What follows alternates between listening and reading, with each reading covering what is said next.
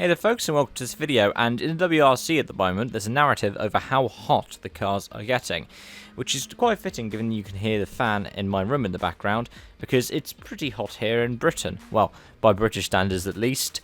I'm waiting until the mercury hits 30 probably in the next couple of weeks. But in the WRC there are problems with the heating or overheating inside of the Rally 1 hybrid cars, and there are some people who are talking about solutions and some people who are talking about the causes as well.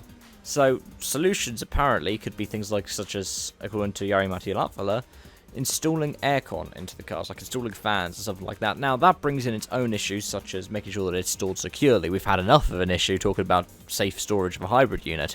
What if a car flips over? Let's say it flips over in terms of the x-axis and the y-axis, and air conditioning unit gets dislodged and goes flying through the car. You're going to need to make sure that it's secure. That is probably the biggest issue. Maybe on top of that, the fact that it will take power from, say, something like the battery, or take power to divert power from the engine to power it, which could also be its own kind of issue. Now, some of you might be thinking, well, right across they have the fans at the back. Now, that's actually the cooling. That's the radiator, and that's because the idea is that the front would get all clogged up with mud and dirt. This was an old rallycross theory that was proven right until Volkswagen's Polo R, the PSRX, ran, because that had the fan and everything in the front, because it was based off the Polo rally car. But let's get back to talk about the WRC anyways, because the cause of this issue is quite spectacular, really, and it's the exhaust. Now, the exhaust isn't actually running that much hotter, or really any hotter, than it did in the previous generation of cars. The difference is where the exhaust is placed. So, instead of being placed down the centre of the cars, if you look at the last generation of Ford rally cars, the Toyota's probably the best example, you see the exhaust being this long, wide metal tube that sticks out right in the centre of the car. It made them look spectacular, in my opinion, which is why I think like the previous generation was some of the best looking rally cars we're ever going to see. But this time it's running down the right hand side of the car, which is why, for example, you're hearing stories such as Paul Nagel, co-driver to Craig Breen, having his boots melt off of the exhaust in the Puma Rally 1 hybrid. And the thing is, it's not because the exhaust is literally right there, it's because the surrounding exhaust get heated as well.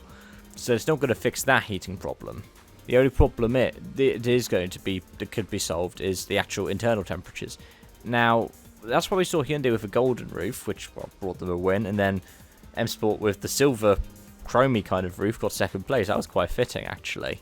But what happens is that they are putting reflective surfaces on the roofs of the car so that heat is reflected out.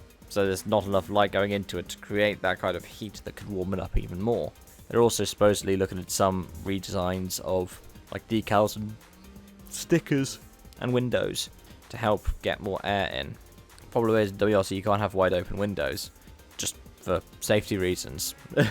I mean, the cars have now been built for the longest time with the little kind of hole in the window that you can open and shut. So you can't just, crank a lever. There are different measures that you can put in, for example, vents in the rear windows. I mean, we saw them historically in the WRC back in the kind of more sedan era. I'm just trying to think of which cars I remember it stuck out most with. I think Subaru, but the ones that I remember most, not necessarily in terms of WRC, but in terms of sports series, is Skoda. The Fabia R5, I'm pretty sure, had those kinds of vents. I'm pretty sure the S2000 did as well. In fact, now I think of it, maybe even like the kind of current Rally 2 stuff, the one that's going through homologation. So that could be a solution to that problem. But of course, then you have the issue of, what about Toyota? Because the rear windows of that GR Yaris are so small, the driver numbers aren't even on it. The driver numbers are on the main door. So how do we solve it? Is it air conditioning? Do we put aircon in World Rally cars? Is it that we just redirect the exhaust again and get the teams to redesign it? Or is it something else? Let me know your thoughts. Thank you so much for watching, and I hope to see you again soon. Bye for now.